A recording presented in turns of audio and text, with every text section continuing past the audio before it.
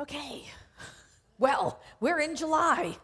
How about that? New month, new theme, spiritual freedom.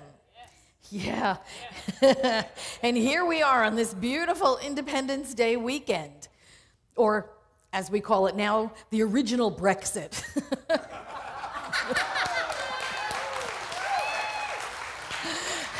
The great Brexit of 1776. So today's talk is, right? Set yourself free. It's about set yourself free. And so we're talking about that quality of God known as freedom. It is a quality of God. That means it's a quality of us. It means we came into the world with it when we came into form. We can't go anywhere and get freedom. We can't have freedom bestowed upon us from the outside. It is a spiritual truth of us, just like joy and love and peace and power and harmony and unity, just like all of the other qualities. Freedom is a quality that is within us to express. We can understand and we can embody the truth of it and we can align with it. That's what we do with these qualities. We align with them. We believe them, we embody them, we demonstrate them. Now, Ernest Holmes said this in a spiritual declaration of independence. He gave this talk on a Sunday morning, July 5th, 1936. I love this stuff. Anyway, he said, "The universe is so kind, it has delivered itself in fullness and completeness to our acceptance. But the universe always screens itself," as Emerson said, "from the profane. And so we can never draw forth from it the love we would enjoy while we hate. The spiritual democracy of the soul cannot not only not have tyranny, it cannot have despotism, it cannot survive in hate. Hate destroys until love heals." I love that. I just love that saying. Hate destroys itself until love heals. We may gather our hates into ourselves and they poison us physically. They destroy us mentally. But even they cannot finally destroy us spiritually. For love is greater than hate. And finally, love is triumphant. And in all misunderstandings and misconceptions of hate are consumed in this divine passion, in this universal flame which will recognize no opposite. All falsehood can do is prove itself to be a lie, unreal. We cannot have spiritual freedom until we know this. That's powerful, powerful stuff. The place where there is no opposite. And I've been talking about that for the last several weeks, right? The qualities of God have no opposites. They exist on a continuum. And the least amount of love we can demonstrate, we call it hate. But it's a continuum, and it's up to us to demonstrate more and more and more and prove the principle. Ernest Holmes is telling us we cannot do both. We can't love and hate at the same time. We cannot know prosperity while denying it to others. We cannot, be in peace and in chaos simultaneously. It's impossible. And we know that from the Bible, right? The house divided on itself can't stand, cannot stand. And Ernest Holmes also said something like, we cannot pray 5 minutes in the morning, we do our morning prayer, our morning affirmations. We can't pray for 5 minutes in the morning, say on abundance or something like that, and go around the whole rest of the day speaking words in opposition to that and expect any good to come from our prayer. We cannot be divided like that. We are at choice. We are at choice. We have free will. We must recognize the law of cause and effect does not discern between those thoughts we think. It only goes to work on the predominant thought, and it outpictures that. It's simple, it's perfect, it's impersonal, and it is infallible. Whatever that predominant energy you are resonating in, that is what you'll see reflected back at you all over, from all over. Ernest Holmes said this in the 1926 edition of the Science of Mind textbook. He said, "We are bound, tied, hand and foot by our freedom. Our free will binds us, and as free will creates the conditions which externally limit us, so it can uncreate or dissolve them." This is so important. We have free will. How much of it are we demonstrating? We're not punished by anything outside of ourselves, but our own limiting thoughts, our own false beliefs. And it's not until we come to terms with that, until we stand steadfast in the truth, can we see conditions of change. So, how are we keeping ourselves imprisoned? We keep ourselves imprisoned by taking falsehoods for truth. It's really it. We argue for our limitations, like Richard Bach said, right, in the book Illusions. We argue for our limitations, and so they are theirs. They are ours. We get them delivered to us by the universe. We keep saying, I can't, I won't, I shouldn't, I'm not enough, fill in the blank, whatever. And all the universe says is yes. So it is. So it is. We sabotage ourselves.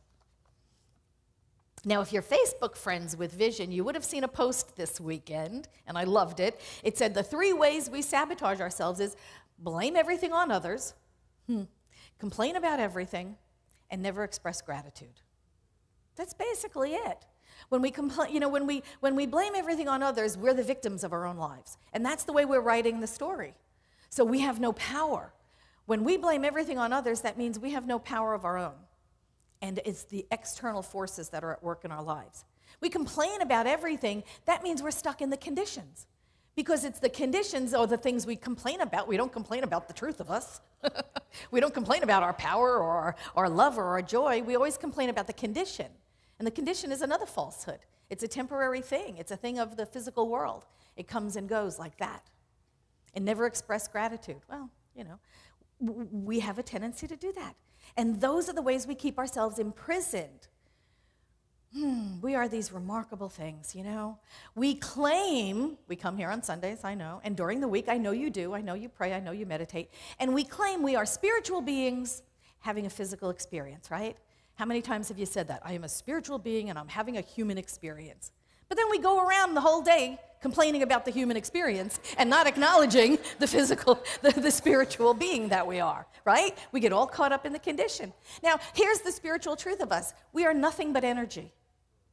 That's all we are. There's nothing but energy. Everybody can agree on that, right? If you ever took high school chemistry or physics, all there is energy. Everybody can believe that. We believe it. Physicists believe it. Atheists believe it. Catholics, everybody, right? It's already been proven. There is nothing but energy. And all the energy that ever was or ever will be already exists right here and right now. That's us. And that's everything in the manifest universe, and it's in the spaces between everything in the manifest universe. There is only energy. Well, I believe that energy to be spirit. That's our philosophy. That is our cosmology. Everything that we see, everything that we feel or taste or touch, it's energy in one form or another. And the air between us, the spaces, it's just energy, in form or out of form. That is the truth of us. And this energy is the one. It is the one. We're all it. It is the unifying force behind all of life. It breathes our breath. It beats our heart. It digests our food. It maintains homeostasis. It is the one thing that creates and maintains everything. Well, I believe that energy is spirit, and I believe that energy that flows through my body, that energy which is there is nothing else but it, I believe that that energy can dissolve away anything unlike wholeness and perfection. Thank you.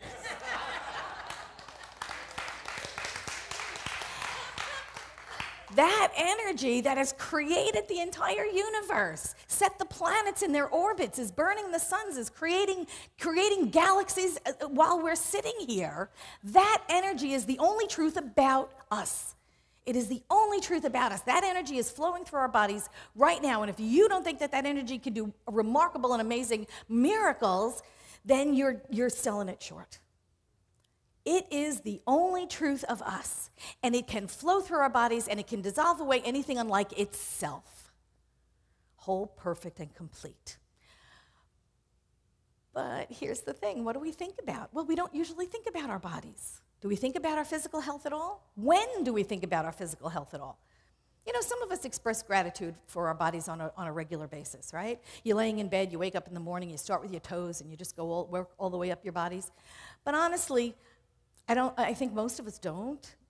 And when we come to set some attention on our bodies, it's because something went wrong.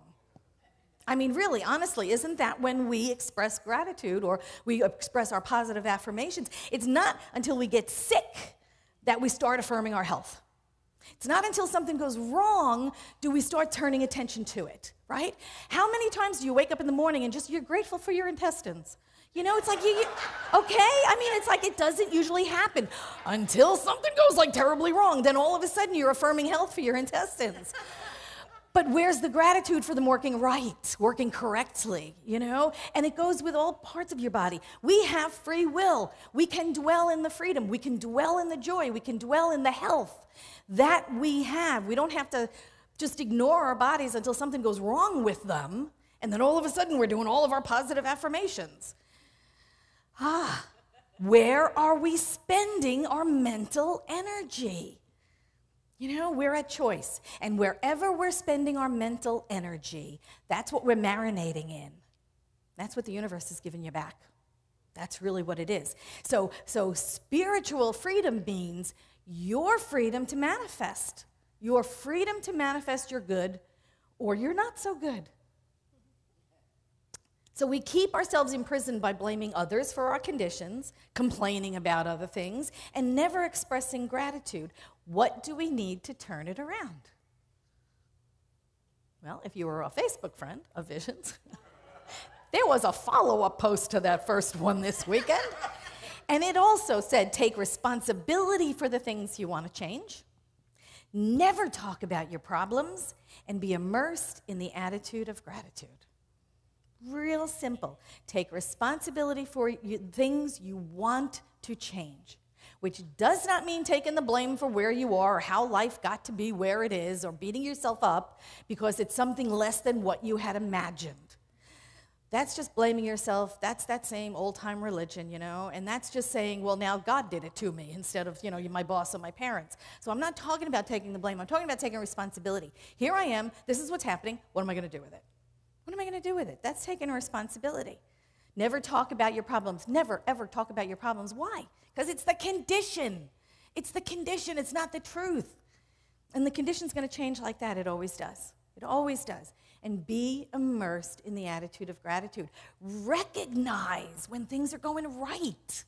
Recognize when things are going right. Appreciate when things are going right. You know, sometimes I catch myself, oh, what else can go right? You know, just turn it around. You know, we have faith in spirit. We have faith in spirit. We have faith in our place in this cosmology. We know, no, more than know. We embody truth. We embody it. We know our word heals. Ernest Holmes said it. Our word heals. So we express freedom through faith. And we do this by practicing the principles. Every Sunday, right, I'm up here and I say, this is a practical philosophy, right? This is a practical spirituality. We have to prove the principles work. So that means we have to actually try them. We have to do the stuff. We have to test this philosophy and prove to ourselves that it works. And Ernest Holmes, I love this. He was addressing the graduating class of practitioners one year, and he said, now that you've learned everything and you've taken throw all the books out the window. You don't need them anymore. Throw the books out the window. Do the work. Do the work in the world. Try it. Test it. Prove to yourself it works. Because he said this in the textbook. He said, the person who can throw himself with a complete abandon into the limitless sea of receptivity, having cut loose from all apparent moorings, is the one who will always receive the greatest rewards. Oh, that means dive in. Dive into this philosophy. Don't leave anything out. Don't hold anything back. Dive in and do it.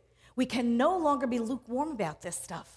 When we speak affirmations of truth in the morning and then we go around complaining about how poor or how broke or how lonely we are, we're going to get half-assed results. Oh, I'm sorry.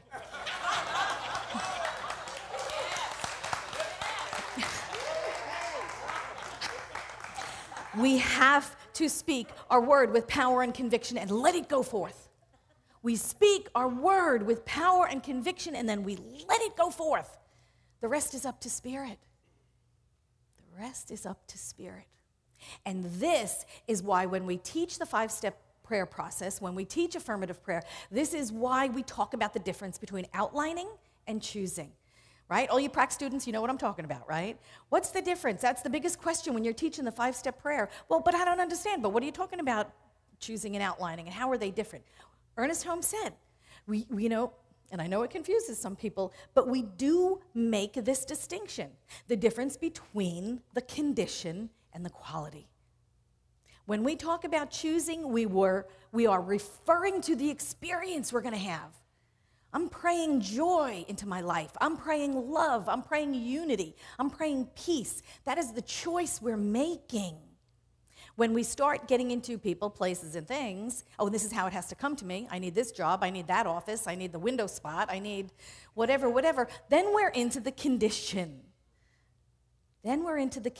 That's outlining, and it's none of our business. That's the realm of spirit. That's the domain of spirit. Ernest Holmes said this, in faith means freedom. He said, it will be well to consider the difference between outlining and choosing. As an individual, you have the right to choose. Being an individual, you cannot escape the necessity of choice. You do the choosing, the law of good does the outlining. See how that works?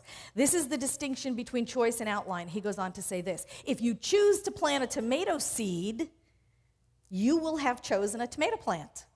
But you do not get to outline how many leaves it will grow on it, how many stalks will be on that plant, how much fruit it will bear, because that belongs to God's law of cause and effect. So does that make sense? Difference between choosing and outlining? One is the condition, one is the quality. We have to stand in the truth of the qualities. When we pray, we have to pray abundance, pray freedom, pray the demonstration of love in our lives. The outlining is up to spirit. How it comes into our life, how it shows up, could surprise us sometimes, because sometimes it's not what we look at it like, oh God, what was I thinking? That's also being a victim. But it can surprise us sometimes. Sometimes it's delivered and it's not quite what we thought. But we have to stay out of the conditions. It's the realm of spirit, and it's not ours. This is freedom through faith. When we know we're praying, it's like, honey, I know it's demonstrating. I know it. I know that when I speak my word, it goes forth. I know it's working. I don't know how it's going to work, but I know it's working. It always works. I know it's working. I don't know how it's going to come out, but I know it's working. It always works. So we build our faith until we no longer entertain doubt. Easy schmeezy. First time we moved here, right? We gave everybody directions on how to get here. And if you've never been here before, you were relying on the directions. You were relying on faith. You were relying on Siri. I don't know, something. But you were relying on faith to get you here to this building. That's faith. You relied on something you didn't know, you hadn't demonstrated, you didn't have expertise, but you're relying on something that faith would get you here. And it did. But after you got here, what is it? You don't need faith anymore. You've got wisdom. You know how to get here. You can get here as many times as you want. You don't have to hope you get here next time. You know? So that's what we do. We build faith until we no longer entertain doubt. You don't have to worry about whether it's here or not next time. It's here. You know the term fake it till you make it? Have you heard that? If you've been in our teaching or philosophy for a while, you will have heard that term, fake it till you make it. Well, that's part of building faith. Stay out of fear and doubt, even if I'm not convinced of the truth, even if I haven't seen it demonstrated yet. I agree to stay out of the condition and keep surrendering to Spirit, because Spirit, it will do its part. That's the kind of fake it till you make it. It's about not spending any energy, not 1 ounce of your precious energy in the problem. Stay out of the problem. Just, ooh, guys. I'm sending all my love. I'm sending all my joy. I'm sending all of my unity. I'm sending all of my peace. I'm resonating in these qualities of God. I'm standing in the truth of who I am. I'm not going to spend any more of my precious time, my precious energy, my precious thoughts immersed in the problem. That's spiritual freedom. That's what we're talking about. We get to choose. We get to set ourselves free. We're free from the past because it doesn't exist anymore. How many people are still carrying around a past something? Anybody have a bag of shit that carrying over there? Oh, Jesus Christ. I'm going to stop now. Bag of stuff you're carrying over your shoulder, right? From the past. You know, it takes more energy to carry it around than to drop it. You know, did you ever hold like a 5-pound weight out beside you? See how long you can hold it, and you can hold it, and you can hold it. After a while, 5 pounds gets really, really heavy. After a while, you have to drop it. Drop it. Drop the past. This is what we set ourselves free from. The past, false beliefs, things that aren't working. How many of us keep doing things that aren't working? Hey, let's try it again. It might just work this time. You know, set yourself free from that.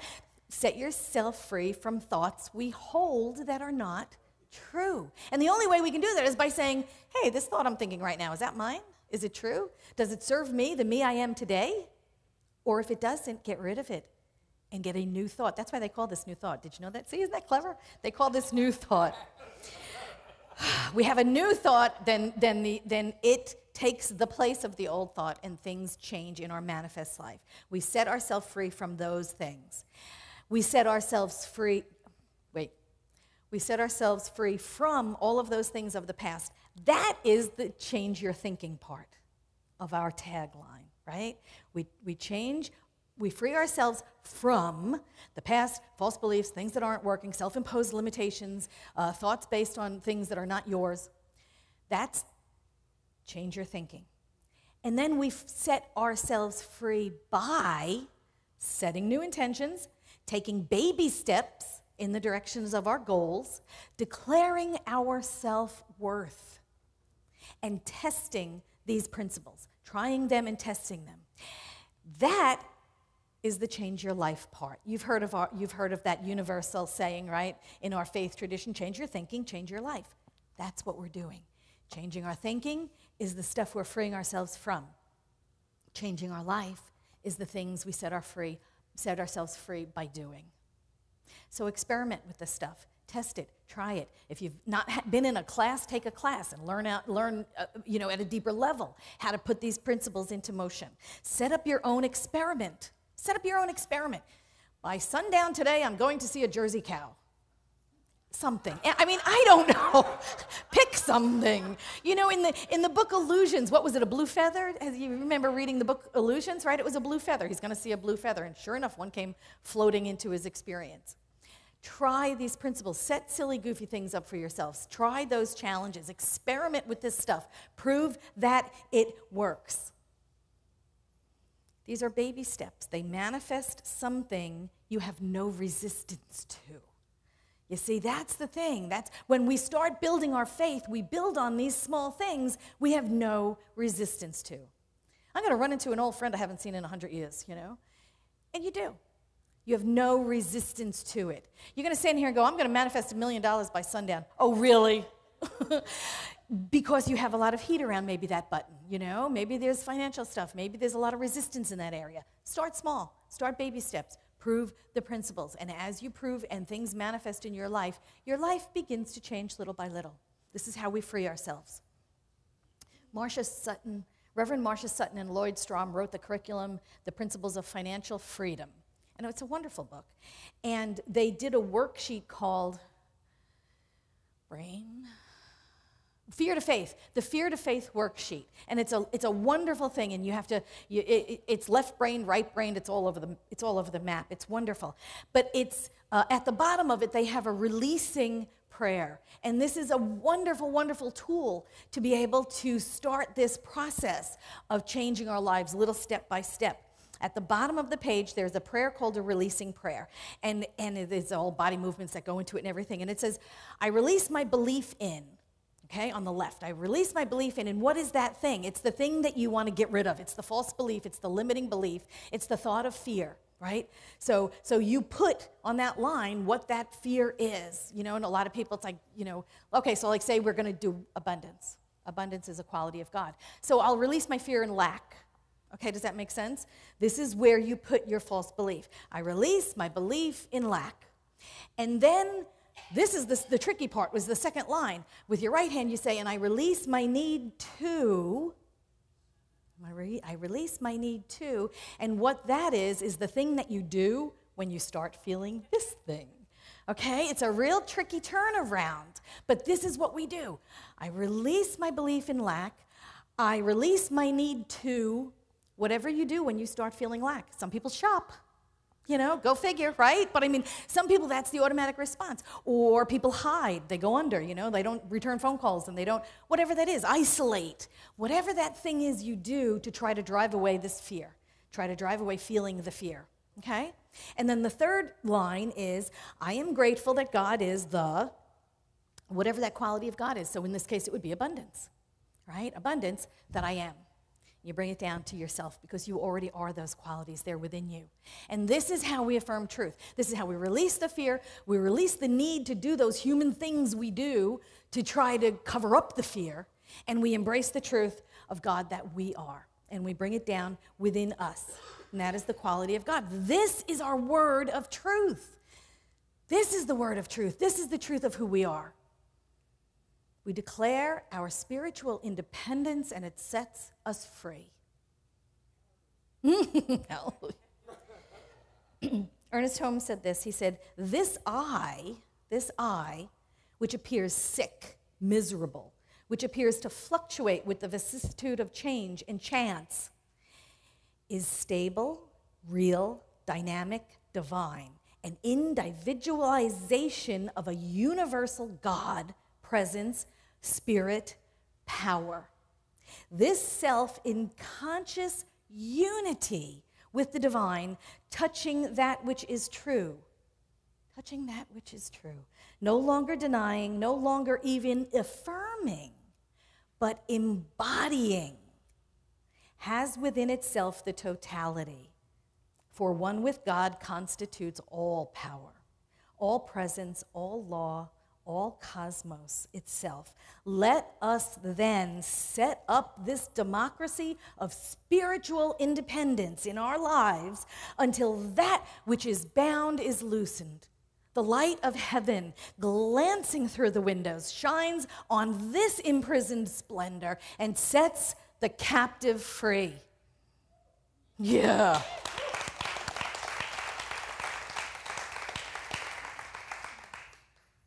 And that false belief, that is us. That is that imprisoned splendor, that is us. Time to set yourself free?